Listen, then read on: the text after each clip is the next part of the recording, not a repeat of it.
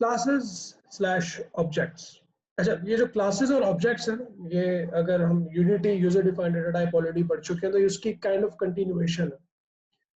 Purpose क्या होता है क्लास का या यूजर डिफाइंड डेटा टाइप का, कि हम एक टेम्पलेट बना लें, एक सांचा बना के रख लें, और उस यूजर डिफाइंड डेटा टाइप को या क्लास को अगर मैं किसी भी वेरिएबल के साथ एसोसिएट करूं, किसी एरे के साथ, डेटा स्ट्रक्चर के साथ एसोसिएट करूं, तो हर एक वेरिएबल के अंदर उतने पोर्शंस बन जाए। जैसे यूनिटी के अंदर अगर मैं एक स्ट्रक्चर स्टूडेंट डिफाइन कर रहा था और स्टूडेंट के अंदर डीओ भी था, नेम था, उसकी आईडी थी, तो अगर वो मैं किसी भी वेरिएबल को असाइन करता था तो उसके अंदर वो डीओ भी, नेम और आईडी के तीन तीन पोर्शन बना रहा था। तो आपने एक टेम्पलेट बना के रख लिया और टेम्पलेट किसी भी वेरिएबल के साथ एसोसिएट करोगे, उसके उतने पोर्शंस हो जाएंगे। Same thing goes with the class. Class और यूनिटी में एक डिफरेंस है जनाब। डिफरेंस ये है कि क्लासेस के अंदर हमारे पास, which is basically the base of your object oriented programming, जो हमने पेपर 4 में जाके बड़ी थॉरोली पढ़नी है, ठीक है। तो classes produces that object oriented programming, सही है।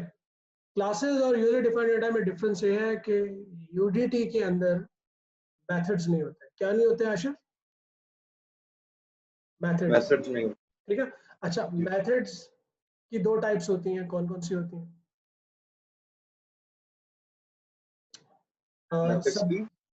मेथड्स को हम सब रूटीन्स भी कहते हैं।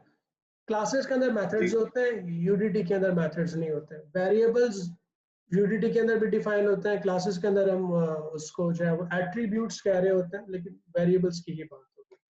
लेकिन क्लासेस के अंदर वेरिएबल्स यानी कि एट्रीब्यूट्स के अलावा उसके मेथड्स भी जो है वो भी क्रिएट किए जाएंगे। मेथड्स आर सब रूटीन्स, फंक्शंस एंड प्रोसीजर्स, ठीक है। इसकी मैं एक छोटी सी मिसाल ले लेते हैं। उसने बोला भी एक हम टेम्पलेट बनाने के लिए जा रहे हैं किसी शोरूम के लिए। अब शोरूम के अंदर गाड़ियां खड़ी हुई हैं, तो गाड़ियों के डोर्स भी होंगे, उनका इंजन भी होगा, वो गाड़ियां फ्यूल भी कंज्यूम करेंगी, कौन सी वाली गाड़ी, कौन सा वाला फीचर है।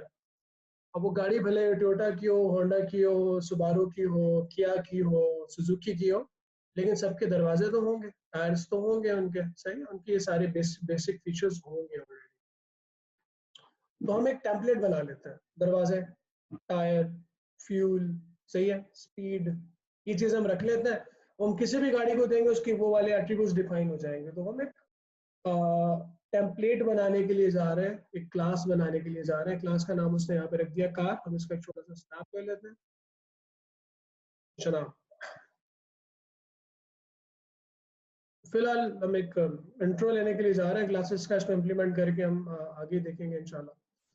तो ये देखो, एक क्लास लिखा हुआ है कार, तुम अपनी मर्जी से लिख सकते हो, कोई सी भी क्लास क्रिएट कर सकते हो। ये क्लास क्रिएट करने के लिए जा रहा है कार नाम की, उसके अंदर ये एक दो ये आपके पास जो है वो एट्रीब्यूट्स इसके डिफाइन है। पब्लिक और प्राइवेट से मुराद, पब्लिक और प्राइवेट से मुराद, देखो अगर यूनिटी में मैं किसी वेरिएबल को डिक्लेयर कर रहा होता ना, इसको मैं लिख देता डिम, ठीक है, मैक्स स्पीड एज इंटीजर, या डिम की जगह प्राइवेट लिखा हुआ है।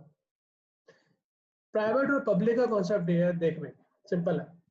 क्लास, और क्लास शुरू हो रही है और एंड क्लास हो रही है। मैं एक वेरिएबल को उसके अंदर प्राइवेट रखना चाह रहा हूँ, ठीक है। मिसाल के तौर पे हाशिर है, हाशिर का निकनेम हाशु है, लेट्स गेस। निकनेम है तो बता दो, अच्छा तो बता दो। हाशिर का निकनेम नहीं है सर। हाँ, निकनेम है ही नहीं सर। चलो सही है, हाशु कह देते। तो भाई हाशिर का निकनेम है हाशु। उसको सिर्फ हम बुलाते हैं फैमिली के अंदर, हम खानदान में, विद इन हाउस, ठीक है। लेकिन हाशु जैसे ही घर से बाहर निकलता है, घर में सब उसको हाशु हाशु कह रहे हैं, बाहर वालों को नहीं पता, लेकिन बाहर जा रहा है तो उसको हम कह रहे हैं हाशिर। तो ये जो हाशु है ना, ये प्राइवेट हो गया, with in class, with in building. तो इसी तरह से अगर मैं प्राइवेट मैक्स स्पीड लिख रहा हूँ, तो मैक्स स्पीड जो नाम है इस लिटरल का, इस एट्रीब्यूट का, विद इन क्लास होगा। क्लास से अगर मैं बाहर जाऊंगा तो इसका नाम कुछ और हो जाएगा, सही है। अगर पब्लिक फ्यूल कर देते हैं तो हम मिसाल ले लेते हैं, जैसे ओमेडो, उमर का नाम घर पे भी उमर है, घर से बाहर भी उमर है। ये पब्लिकली अवेलेबल है, इसको हम किसी भी जगह पे आवाज देंगे उमर बात सुनो, तो वो भले घर में बुलाए या घर से बाहर बुलाए, हर कोई समझ जाएगा इस उमर को बुला रहा है। तो ये पब्लिकली डिफाइन हो गया fuel. Within A class, outside the class, scope of this class वैसे प्रोग्राम से बाहर डिफाइन होगी ना?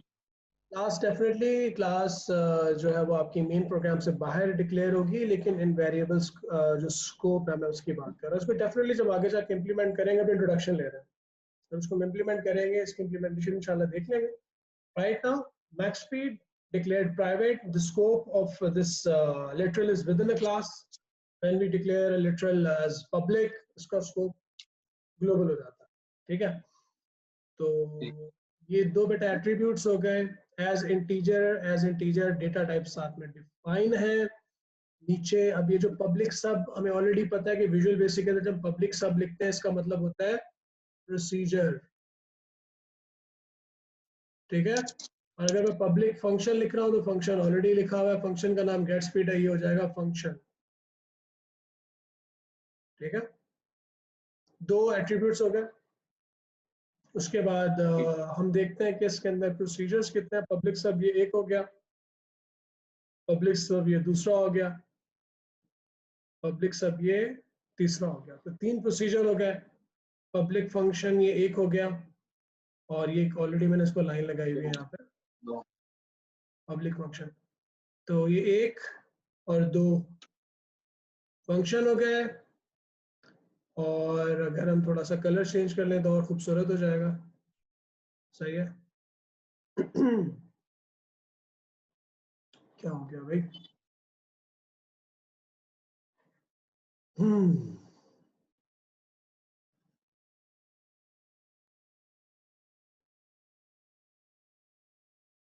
और ये एक प्रोसीजर हो गया, ये दूसरा प्रोसीजर हो गया, और ये तीसरा प्रोसीजर हो गया।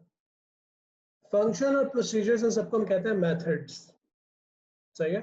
तो ऑलरेडी तुम नीचे देख रहे होगे कि उसने बता दिया कि दो एट्रीब्यूट्स हैं, मैक्स स्पीड और फ्यूल। इनके नाम हम ऑलरेडी देख चुके हैं, मैक्स स्पीड और फ्यूल। उसके बाद 5 मेथड्स हैं, जिसमें से 3 प्रोसीजर्स हैं और 2 हमारे पास फंक्शंस हैं। प्रोसीजर्स के नाम क्या है जी? सेट स्पीड, रिफ्यूल और ड्राइव। फंक्शन कौन कौन से हैं? गेट स्पीड और गेट फ्यूल। आगे जाके हम पढ़ेंगे जो गेट्स होते हैं हमारे वो फंक्शंस होते हैं, और जो सेट्स होते हैं वो प्रोसीजर्स होते हैं, लेकिन वो आगे की कहानी है। अभी तक अगर हम फंक्शंस को, क्लासेस को सॉरी देखते हुए हम ये बताते हैं कि एट्रीब्यूट्स कितने हैं, कौन कौन से हैं, मेथड्स कौन कौन से हैं, प्रोसीजर्स उसमें कौन कौन से हैं, फंक्शंस कौन कौन से हैं। और डिफरेंस क्लासेस और यूजर डिफाइंड डेटा टाइप क्या है कि क्लासेस के अंदर हमारे पास मेथड्स होते हैं और यूडीडी के अंदर हमारे पास मेथड्स नहीं होते। इतना इंट्रोडक्शन हमारे लिए भी काफी है आशिर। आगे इसको फिर इंशाल्लाह इम्प्लीमेंट करके देखेंगे। 3.1 में क्लासेस इतनी सी